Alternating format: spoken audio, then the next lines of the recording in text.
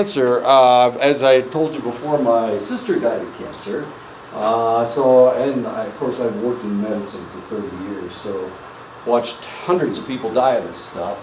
I've watched people die quickly, and I've watched people fight and live for an extended length of time. So I have an idea how you fight it off, or how you keep it from taking over your life. 20 to 40% of cancer patients report elevated levels of affective distress. Cancer's scary. Just the word cancer scares you a lot. It really does scare you a lot. Many people will react to the disease even after treatment with anxiety, with anger, with hostility, and with depression, as confusing as that is. Even after they defeat cancer, if they defeat cancer, they still have all these interesting problems. The younger, let me give you a good example. Once upon a time I had cancer on my right here, skin cancer, not that big a deal. I had it cut off, not that big a deal. A couple of years later I developed skin cancer over here, I guess, is over here. Yeah, there it is. On my cheek. Not that big a deal, cut it off, no sweat. Had a tumor on my head, on my forehead. If you look at it, it was about the size of a ping pong ball, eventually. I thought it was a pimple. That's how stupid I am. And anyway, they chopped the sucker out, and no problem. I don't worry about cancer. However, I have a brother who developed a small skin tag, which is a cancerous growth, and he had it cut off. And he has never exposed his skin to the sun since then. That's how paranoid the guy is. He had a friend that died of multiple myeloma. I think it was multiple. Maybe it was melanoma. Anyway, one of the people that we went to high school with died of that. And since then, he hasn't exposed his skin to the sun. Always wears long sleeves. If he tries to keep his hands in his pockets, he won't wear shorts. Always wears a hat. He looks like a death warrant, of course, because he doesn't have a skin tan. But he's suntan. He sadly enough, of course, he has changed his life completely because of that skin tag, that tiny little form of cancer, and he's paranoid now. The younger the age of onset, the more severe the affective distress, potentially, of course, and it all depends on how much you know about this stuff. I had a precancerous skin eruption when I was right after I graduated from high school, and of course I knew some things about cancer, and then I went into the service, and I didn't worry about it anymore. I mean, shit, I'm sorry. I was places where you shouldn't be, and I could have died at any point, and I figured, what the hell? Fighting spirit among cancer patients is associated with a lower mortality rate than denial, helplessness, or stoic acceptance. You gotta fight. You gotta fight cancer. You can't let in. And the stronger your fighting spirit, just like any disease, if you fight it, you're going to go down fighting anyway. One way or the other, you're going to go down fighting. And that makes you feel like you have some control over things. Because it makes you feel like you have some control over things, then you're more likely, it builds your immunity. And of course, you're more likely to survive. My sister died of cancer. My sister was a wimp, and I keep talking about my sad sister. She was a candy ass, and we knew that all of her life, and then she developed cancer. She hated her brothers, and she hated me the most because I was the most outspoken. She was really smart, and she won every argument. I mean, she always won every argument, but of course, my two youngest brothers wouldn't even talk to her. My oldest brother, he would start an argument and then he would just kind of bow out. But I just punch for punch. Of course, she's so damn smart, and I never won an argument. But I wouldn't back down, and she hated me more than anything because I wouldn't admit that she was right. So when she started dying of cancer, when she was diagnosed with cancer, if she kind of lost her fighting spirit, which she didn't have much of a fighting spirit anyway, my parents would fly me in from California. We were stationed at Northridge, California at the time. And I'd jump on an airplane and fly out there and just start arguing with her and get her fighting spirit back up. She was a arch feminist, and I agreed with most of the stuff that she was talking about. But some of that stuff was off the wall a little bit. And of course, I would argue with her. I'd also do anything around her house that needed to be done. The funny thing was, when she developed cancer, everybody snuck away from her as if they were going to, contract some strange disease or something just by, helping them wash her windows or something. So I had to wash her windows. I washed her windows, did a good job too. She had cable, but she also had a television antenna on top of her roof. So I went up on the roof and took the television antenna down. Wasn't doing anything. Anyway, and nobody else would do it. I've got 3 brothers and they were all right there, but none of them they were all scared shitless of the thing. I said that again. The male ego is especially fragile. You can take this one to the bank. We have no females in here, so I can say this. Men are delicate, really delicate. Our egos are really, really fragile. When cancer threatens a male's common male behavior, his sexual response, tolerance to pain, the amount of energy that he has, his vigor, or feelings of invulnerability, it can lead to an extreme reaction. And of course, men are the ones who give up more readily than anybody else. Women seem to have the ability to marshal their energies.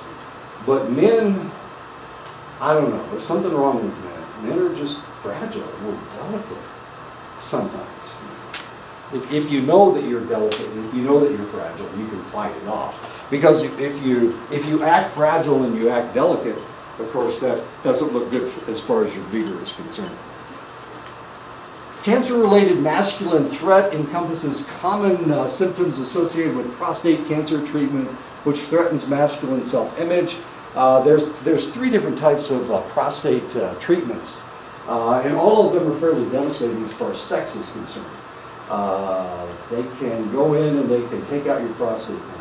They can do a surgery where they take out the prostate gland. Well, the problem is that the nerve that allows you to have an erection is right there. I mean, it's right there. So the problem, from time to time, they will nick it. Sometimes they will cut it, in which case the man isn't able to have an erection anymore. Okay. The figures used to be in the 30% range, but of course, if you've got cancer of the prostate, you really need to do something. The other 2 treatments, one of them is radiation and the other is chemotherapy, and both of them are relatively devastating to your sex life. So, of course, if prostate cancer is the problem, then the probability that you're going to be as functional as you were before is fairly remote. And for this reason, a lot of men will become more delicate, of course. Okay, so they lose their vigor, they lose their, of course, they lose their sexual response, and of course now they feel vulnerable. And all you need to do is change the way that you feel. If you feel vulnerable, guess what happens next? You die. I mean, that's just the way it is. Even men in combat, if they feel vulnerable and they won't move, they stay in one place, well, that's what the enemy's looking for. They're trying to figure out where you are. And if you stay in one place, they're probably going to be able to target you. So that can potentially be a problem. So men that don't feel that no longer feel their invulnerability are more likely to die than men that feel like they're invulnerable. Men that feel like they can't be hit. Okay, so what are we talking about? High CMT scores are related to poor prostate-related functioning. Male cancers and cancer patients tend to be underrepresented in the media. The reality is we don't see these guys. We see breast cancer. We see breast cancer survivors. We see breast cancer, but we never talk about prostate cancer. Well, prostate cancer actually kills more men than breast cancer kills women. I know. Why don't we do something about it? Well, the reason we don't do something about it is because men don't want to talk about it. You know, this is a taboo subject as far as men are concerned. We don't want to deal with it. Less than 10% of the American men opt for active surveillance, where the doctors wait for the symptoms to worsen before they opt for any treatment. I told you the story of the guy that was cut on while he was working his field, and he laid down in a creek to wash off by the time he got back. That's men. That's how stupid men are. Well, yeah, so if we have the same situation, for a female, it'd be like 90% of them would choose to watch this so that they could figure out what was going on. But as far as men are concerned, it's only like 10%. It's actually less than 10%. So men are really stupid when it comes to their own health. I said that on tape too, didn't I? Okay. It's kind of tragic. Men that opt out of AS seem to have a difficult time accepting doing nothing. Men they want to do something right now. They want you to fix it right this second so that they get back to normal. Well, of course, getting back to normal is something everyone has. So men want action. They want you to go ahead, cut me. So that kind of a situation. Whereas a woman would wait and see how severe things are. And this is one of the reasons why the trajectory, the prognosis for males tends to be worse than it is for females. Breast cancer, African Americans report more difficulties with physical function and daily living activities. European Americans report more sexual difficulties than African Americans. Latinas score higher on measures of distress than other groups. Filipinas report the most difficulties with emotional functioning. Lower socioeconomic status, African American and Hispanic women are more likely to receive benefits from breast cancer diagnosis than European Americans, such as renewed focus on relationships in their lives. Really kind of interesting. The more that the culture focuses on the female breast, the more likely that they're going to be distressed by breast cancer. When Angelina Jolie decided that she was going to have a double mastectomy, rather than challenge cancer to kill her, there were a lot of people that were just really, really upset. There was a female tennis player, and she had a large breast. She had large breasts, not a large breast. She had large breasts. Okay. And she decided that Haslip was the lady's name, and she decided that instead of struggling with, it was causing her back pain, and of course she's playing tennis and she's bouncing all over the place. And of course the guys just thought it was great because she was just flapping all over the place. She decided to have breast reduction surgery done. She's like a 40 double D. I mean, she was just monstrous. So she went down to a 36C. If you know anything about, if you understand what I said. And she had death threats. I mean, it was that crazy. This lady was from Romania, and the Romanian Parliament, they talked about her having her breast reduction surgery and whether they should outlaw it or not. I mean, this is how crazy Europeans are about mammary tissue and whatnot. So the more the culture focuses on mammary glands, the more distressed the women are if they contract breast cancer. If you know anything about the Hispanic culture, I don't know if you do, a well-rounded woman is considered very attractive. And because of that we see the Latinas score very high on the distress scale if they have breast cancer. And this is one of the reasons why. As sad as all of that is. Anyway, so it has to do with the focus the culture puts on mammary glands. Okay, and some cultures don't. This culture doesn't. European culture does. Japanese culture, they're so small chested that it really doesn't matter. If you look at Japanese cartoons, a lot of the females in the cartoons are very large chested. But if you notice, they're all Europeans. They're not Japanese women. They're Europeans. As a matter of fact, they rarely put a Japanese woman in a position where she would be molested or if you've ever watched that. I mean, if you've ever looked at the it's really very strange. Anyway, so the more emphasis they put on mammary glands, the more likely that the individual will become very emotional about and have distress over what's going on with her breast cancer.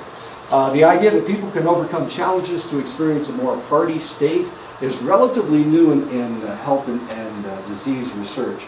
Post-traumatic growth is a positive psychological change experienced as a result of struggle with highly challenging life circumstances, greater appreciation for life, of course, and if you've ever almost died, you understand exactly what I'm talking about. Greater appreciation for life, personal strength, recognizing your own personal strength, not letting the little things get you down like they used to. Relationships with others are more important. Recognition for new possibilities in life, always seeing the future as having new possibilities, and of course spiritual understanding is there as well. Most cancer patients display remarkable physical and psychological resilience to their treatment. Most of them do. And most of these individuals are female, strangely enough. Factors that lead to cancer adjustment include access to information, perceiving some degree of control over treatment, and being able to express emotions while feeling supported by others. And of course, the more social support they have, the more likely that they will survive. Procedural information regarding treatment has wide-ranging benefits: fewer negative emotions, reduced pain, briefer hospital stays. One of the things that they've discovered is that the more information that you give to the patients suffering from cancer, the more information you give them, the more options you give them, the more likely they are to survive, which is really kind of interesting. Well, it's not that interesting. Medicine, of course, kind of works in the other direction. Doctors like to feel like they are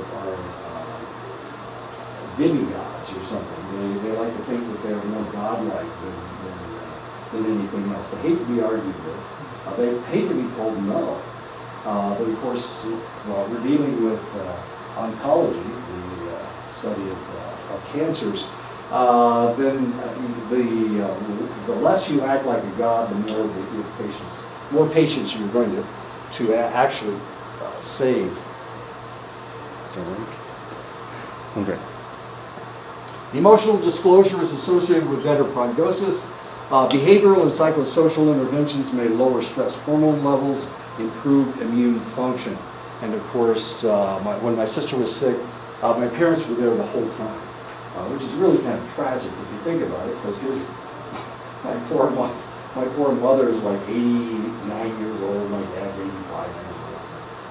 And here they are taking care of their firstborn baby's dying, and they knew she was going to die. I mean, it was that tragic. But of course, they took her to all of her appointments, and of course, she couldn't drive after a while. So they were living with her. They were trading back and forth. Who do we go take care of? Should we take care of the dog, or should we take care of my sister? It's that kind of a situation. I'll take care of the dog. Anyway, she didn't survive. But just in case you were worried, the dog's okay. Anyway. Or as my mother used to say, the damn dog's okay. Research has shown that social support can help cancer sufferers survive. Research of women with breast cancer showed that spousal support was associated with lower levels of depression, lower levels of anxiety, improved psychological adjustment to cancer, greater feelings of intimacy, improved quality of life. Interesting thing is taking place today. As I told you before, well, as I told some of you before, my wife has to have both of her hips replaced. That's going to be a fun summer. You know, my summer's going to look like. Well, today, I'm going to give her as much emotional support as possible. You know, I'm not that big an asshole. Not that big. Anyway, maybe she'll enjoy having me around this summer.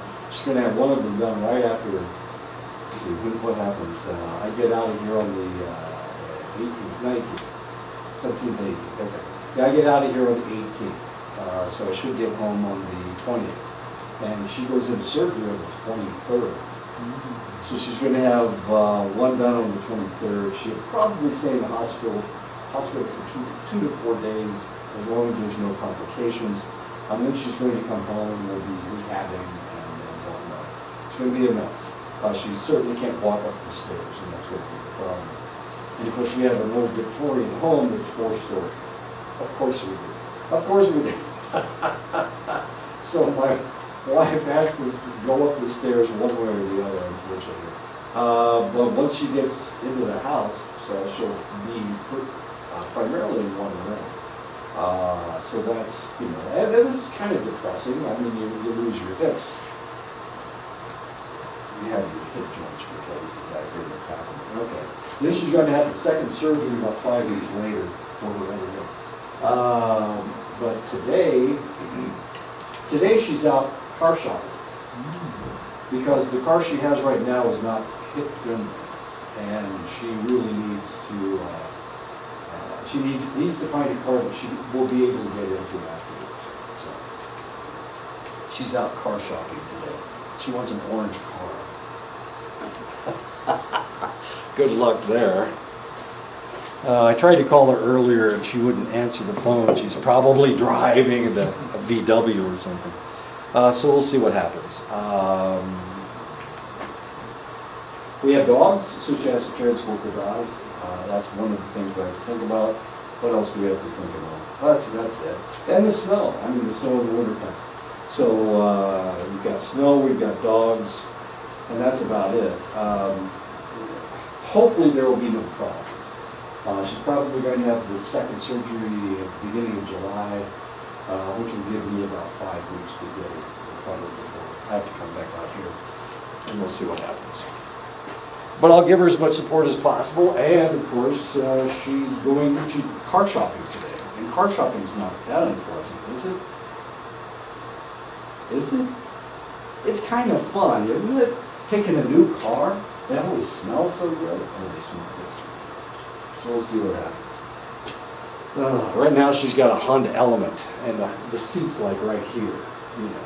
And even though she's got a running board, she just getting into the car hurts her hips. And I told her, I won't tell you what I told her, but I told her, don't mess yourself up if you get that damn car. But the reason she got it, are you ready for this? The reason she got that car is because her cousin had exactly the same car, and her cousin died of leukemia. Is that the nice thing you do? So spiritually, she bought this car so that she could be with her. I hope my wife doesn't listen to this. I'm a dead man. Okay, so. So the more social support they give, and my plan is to give her as much social support as possible, of course. She goes to church, so she's going to have all those old biddies coming over. Maybe, I don't know if they come over or not. I don't know how church people work. Church people sometimes do things, sometimes they don't. We'll see what happens. So the individual with the more social support they have lower depression, lower levels of anxiety, improved psychological adjustment to cancer, Greater feelings of intimacy, of course, and improved quality of life, the more social support they get. Focus of psychologists trying to help cancer patients is on stress and pain relief, control of aversive reactions to treatment, and enhancement of emotional well-being. In children, the focus is on increasing adherence and reducing suffering, of course. So, and I used to work in a children's hospital, and one of our floors was an oncology floor. It was, we primarily dealt with leukemia. And this was before they figured out how to cure leukemia, so we had a lot of children that died. You know, these kids are 3 and 4 years old. It was really pretty heart-wrenching. A lot of people couldn't handle it. We had the people that worked on that floor were about the toughest nurses you could possibly imagine. And of course, guess who they sent up to draw blood from this group of individuals every time? The most callous son of a bitch they could find, and that turned out to be me. So I was the one that got to go up there, which was okay because I could handle it. I watched a lot of people die. It didn't really bother me that much. I mean, but these are 3 and 4 year olds. And cute, oh, they were so cute. So anytime I see a 3 or 4 year old, I go, you know, you got to be the luckiest, cutest kid in the whole world because you've got hair for one thing, and then of course you're going to survive and be an old man or old woman or whatever. You know, but what are you going to do? Somebody had to do it. I had a partner that would come with me from time to time, but he wouldn't go on to the oncology floor. It bothered him too much. And he'd been drawing blood for, I don't know, 15, 20 years, and here he just couldn't handle it. And I thought, well, that's odd. That's strange. You must have feelings. And I have absolutely none. I don't understand. The most widely used interventions are hypnosis, progressive muscle relaxation with guided imagery, systematic desensitization, biofeedback, and cognitive distraction. We're going to talk about all those in just a minute, ad nauseum. Intervention techniques that are used to increase conscious awareness include yoga, meditation. If you have ever talked to Don Robinson, he does transcendental meditation, so he does this. Doris, his wife, also meditates. There's a bunch of people that actually do this stuff. Any of you guys meditate? Now meditators? Okay. Breathing exercises, cognitive training, exercise, of course, this is what I do. Writing interventions to express emotions. One of the things that they had my sister do, she went to a retreat out in California. And they told her to do all the stuff that I've been talking to her about for, you know, ever since she came down with cancer. So they told her to do what I told her to do. And she, of course, she wouldn't do it when I told her to do it. But she did it. She thought it was just wonderful when they told her to do it. What's wrong with her? Anyway, well, we know it's her. Okay. Anyway, so one of the things they had her do, they had her write on pieces of paper all the things she felt bad about, all the bad things that had happened to her in her life that she couldn't let go of. And of course, then they took all those pieces of paper and they threw them in the fire. And then they were theoretically gone. Are they all gone now?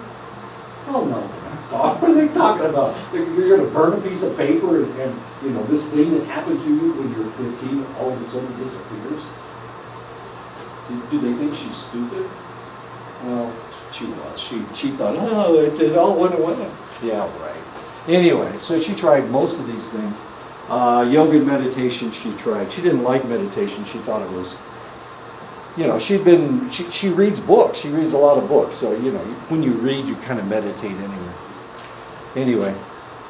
Guided imagery is the use of one or more external devices to assist in relaxation and the formation of clear, strong images. If it works, use it, okay? Even if it's a pile of crap, it's okay. As long as it works, as long as it makes the patient feel better. That's, you know, go ahead and use it. Why not? Right? I mean, if it makes them feel better, don't go up to them and say, this isn't going to work, here, try this. No, don't do that. I mean, if it makes them feel better, go ahead and let them use it. Imagery triggers a state of relaxed concentration that enhances the person's sensitivity to health promoting images. The imagery gives the patient an increased sense of control and a decreased sense of helplessness over stressful aspects of the disease or treatment. The problem with cancer is people get this idea that they've got this uncontrollable mass growing in their bodies. And it's their lack of control that bothers them more than anything else. So if you can give them a sense of control, then potentially, well, what happens if you don't give them a sense of control? If they have this idea that they've got this mass growing in their bodies, what's going to happen next? Probably start losing control. I'm sorry? I said they probably start losing control of their mobility and everything else. Because I had a friend that actually had cancer. It was an individual who was very successful in what he was doing. Sure. But once he found out he was diagnosed with cancer, he could really completely change. Became a victim. Exactly. Became a victim. Psychologically, I think he really put himself in a position to where he's just so afraid of Sure. moving on and stuff like that. I think that's kind of just brought him all together. Right. He stopped eating. He imploded. Exactly. He imploded. What a great word. The reality is, the stronger that you feel, the angrier that you feel, the more fighting spirit that you have, the stronger your immune system.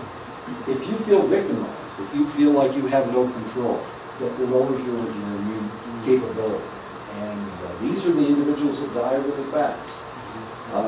As somebody that's worked on in oncology for a number of years, if we can get a fighter, we'll take the fighter every time, no matter what the cancer is. If we get somebody that's a victim, they're going to die. I mean, people die from skin cancer, as strange as that sounds. But you just give them the idea that they have cancer, and they freak out, just like your friend did, and they implode. And of course, they lose their capability of fighting off the disease, or fighting off anything. Imagery may also work through the placebo effect. The reality is that all of this stuff that we're talking about is pretty much the placebo effect. If you think it's going to work, it's going to work. And it does work. Why does it work? Well, it builds up it increases your endorphins and increases your enkephalins and dynorphins. So you've got pain-killing substances, neurotransmitters that are flashing through your body that are taking care of all that pain. And if that happens, you relax. If you relax, of course, your immune system increases. So the more positive things that you can get this person to do, the more likely the individual's going to survive. Is it a trick? Yeah, kinda. But if it works, go ahead and do it. Go ahead and let them do it. Because of the placebo effect. If I give you a pill and I tell you that it's going to make you happy for the rest of your life, and you believe me, my golly, you'll be happy for the rest of your life. Why? The placebo effect. It's the placebo effect. And of course, the placebo effect works very, very well. Is it okay that we're lying to people? Yeah, sure, as long as it's making them live longer. Systematic desensitization is a form of behavior therapy used for overcoming phobias. The person is exposed to a series of increasingly fearful situations while remaining deeply relaxed. This is systematic desensitization.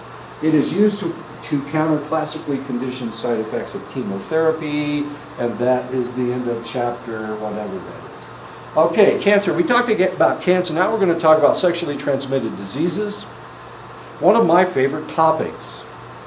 And you may ask yourself, why in the world does he enjoy this so much? And the answer is, when I was in the service, this was my job. My job was dealing with sexually transmitted diseases, ad nauseum. It turns out, I know, I was shocked as shocked as you're going to be. It turns out that men in the military have sex with women they probably should have left alone. It happens all the time. And because of that, I know this is tragic, don't get upset. Because of that, they would come down with these really strange diseases. We had one guy, I think I told you the story, we had one guy that he came in one week and he had gonorrhea. Of course, I say gonorrhea and Shelby walks in the room. I don't know what that means, but let's pretend it doesn't mean anything. Something. So he came in with gonorrhea. So we treated him for gonorrhea, and we asked him what happened, where he got it. Of course, we always have to ask him where he got it, and he wouldn't tell us. So we're going, okay, all right, fine. So we treat him for gonorrhea. Comes back the next week, and guess what? He's got gonorrhea again. I know. And so we asked him where he got it, and this time he told us. And we told him, stay away from her. She gave it to you the first time, and now she's giving it to you twice. So stay away from her. Guess what happened the next week? He came back again with gonorrhea. Now in the military, you have the ability to order somebody not to do something. Even if it's a private thing, like having sex with a woman. You can order them not to do that. And so we did.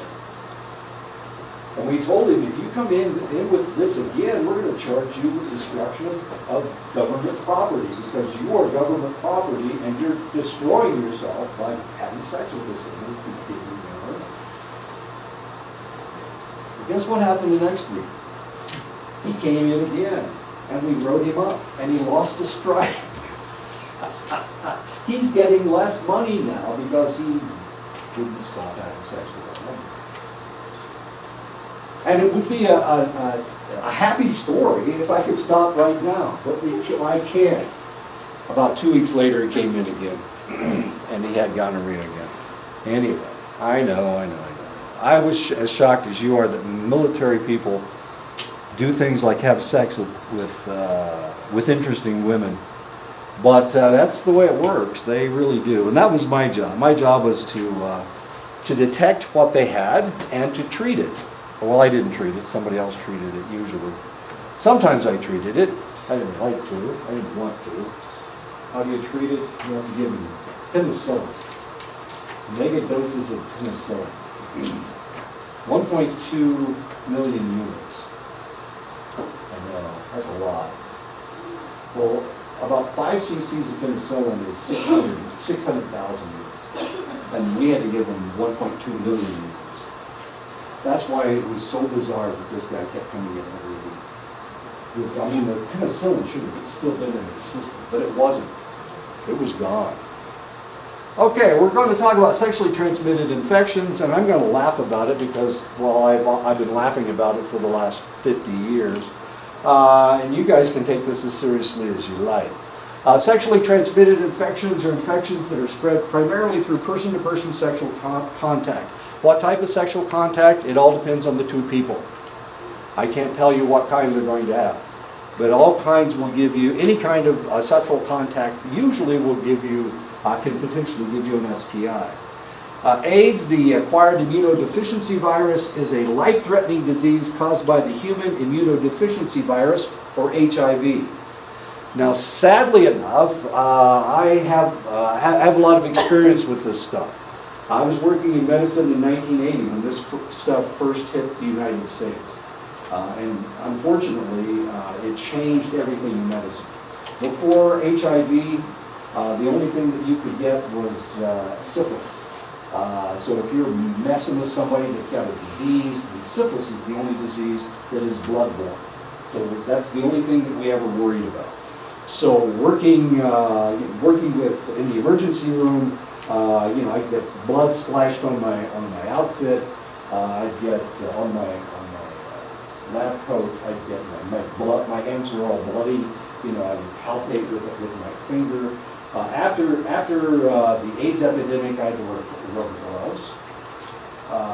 If I got blood on myself anywhere, I had to take that off and get a new one, get a fresh one. We couldn't have blood on us anywhere. We couldn't have bodily fluids on us anywhere because potentially it was contaminated.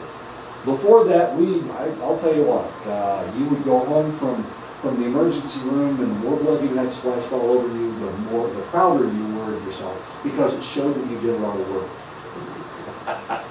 When I was a kid, I lived on a farm. And my mother, if I came in and I didn't stink and I didn't have any sweat on me, my mother made me go back on the abortion because she claimed that I hadn't done anything.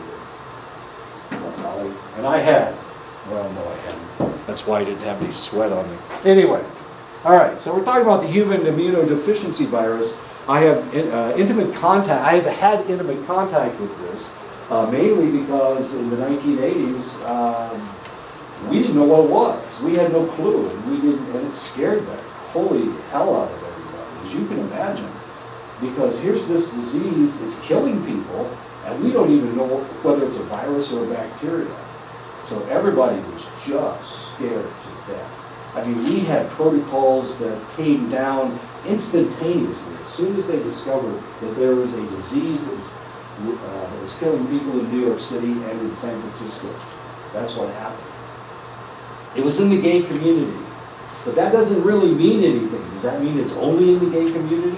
Does that mean that, what is it? Is it sexually transmitted? Is it something else? We have no clue. So all these protocols came down almost immediately. The reason that it infects you is because it infects the CD4 lymphocytes and it destroys them. Your CD4 lymphocytes are your T cells, your T lymphocytes. They are the ones that wander around your body and they identify pathogens. They identify something that needs to be killed. That's their job. So that's what they do. And of course, those of us who are healthy, and we're all healthy in here, we have lots and lots of T lymphocytes in our bodies. Wandering around, slapping cancer on the butt, tapping bacteria that we may have come in contact with. Of course, there is a flu out there right now, tapping the flu, tapping that virus. So that's the T4s, or not the T4, T4 is thyroid. The T lymphocyte's job is to identify the pathogens. And it identifies the pathogens by the antigen, and then it creates an antibody to kill the pathogens. Okay, that's the way it works. So you've got these T cells, and they're wandering through your body, and they're keeping you safe. It's keeping your immune system strong. And all of a sudden, we've got a virus that infects the T cells. And when it does that, it kills the T cells, or it makes it non-functional. So now, all of a sudden, you don't have that strange cell slapping the cancer cell on the body anymore. We don't have that in your system. And so the probability of you dying of a strange cancer is very high. Okay, so that's the AIDS virus. Scary, really, really scary. But it gets scarier because I'll explain to you what happened next.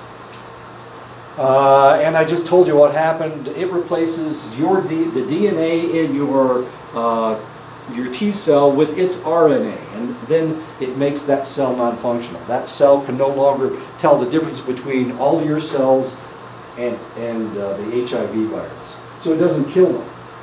So now the HIV can just replicate as much as it wants to. All it needs to do is get into one cell.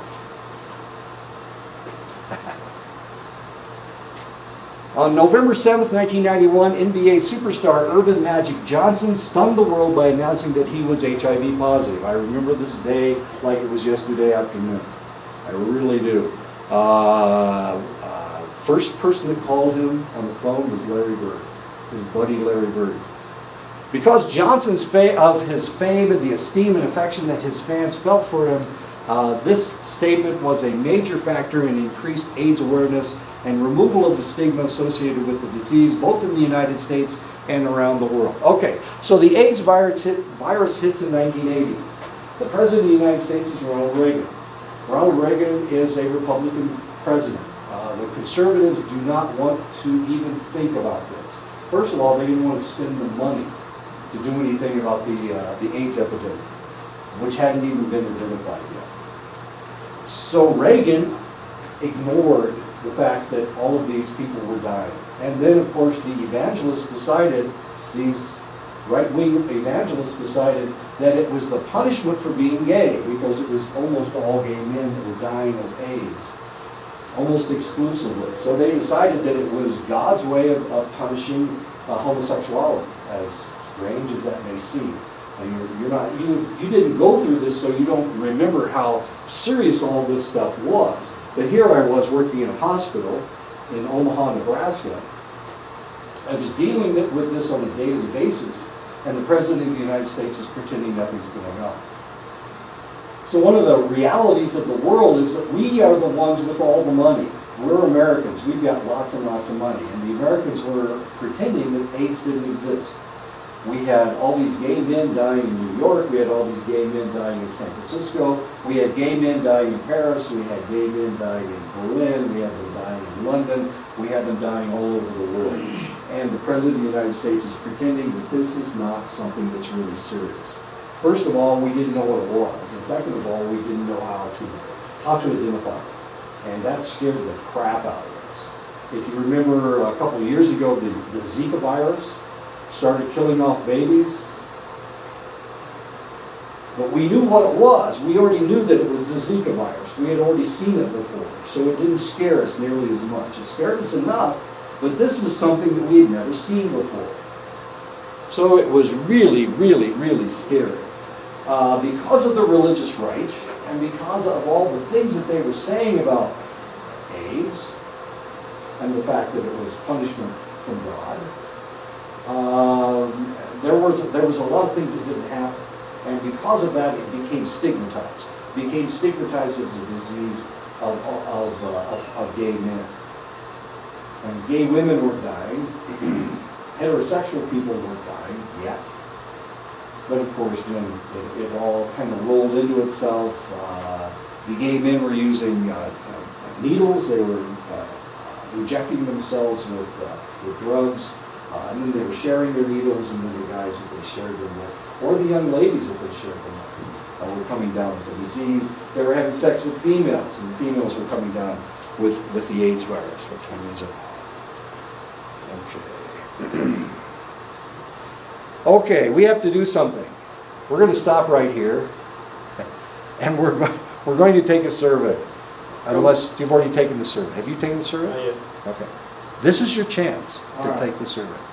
I know, I'm as excited as you are. It really bothers me that I have to do this. Mainly because I would rather just lecture and not do the survey. But the administration wants you to do the survey. You can't have to do anything else. I have pencils. I know. You get a free pencil. Now, Michelle has already taken the survey. So if you want to leave, you can go ahead and take that.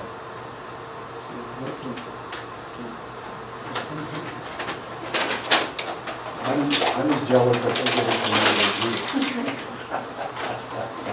Okay, the other thing is that this is completely voluntary, and if you don't want to do it, you don't have to do it.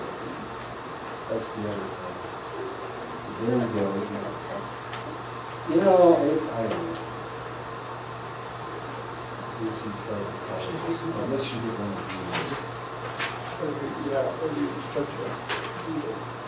these. Michelle knows. Michelle, how many of these sheets of paper did you get? I think they get each sheet, like the colored ones, The purple and the purple blue. You got a blue one, but the blue one, oh, there you go. There's, And the last page on the tests are, oh, that's the one I read. yeah, then there's answers. Like I said, it's completely voluntary. If you don't want to do it, you don't have to do it. If you do it and you don't want to do it, then you'll probably do it very poorly. There are no right answers. There's only wrong answers. There are no wrong answers. There's only It's a goat.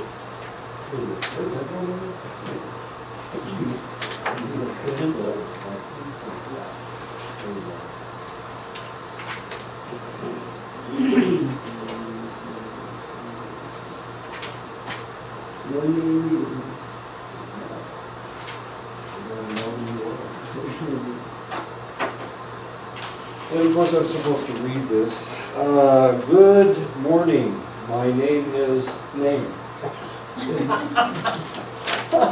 And I am here to administer the Community College Survey of Student Engagement, a national survey run by the Center for Community College Student Engagement at the University of Texas at Austin. Your participation in the survey is entirely voluntary. There are no penalties for choosing not to participate or for stopping at any time.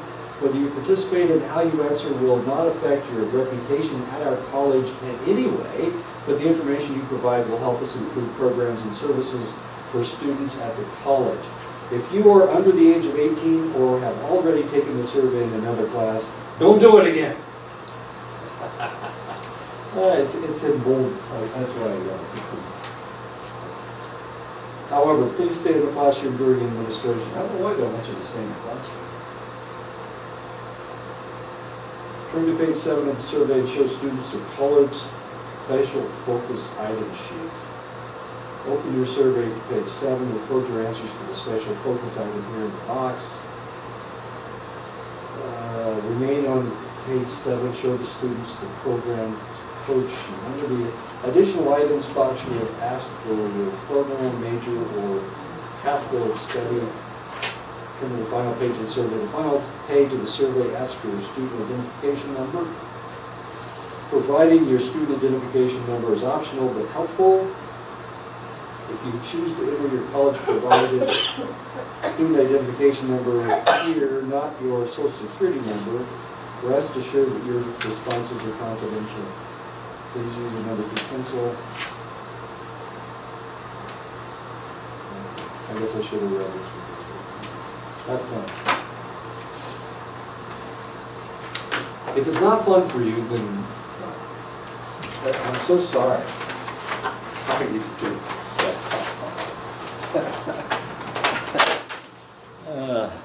There we go. We'll turn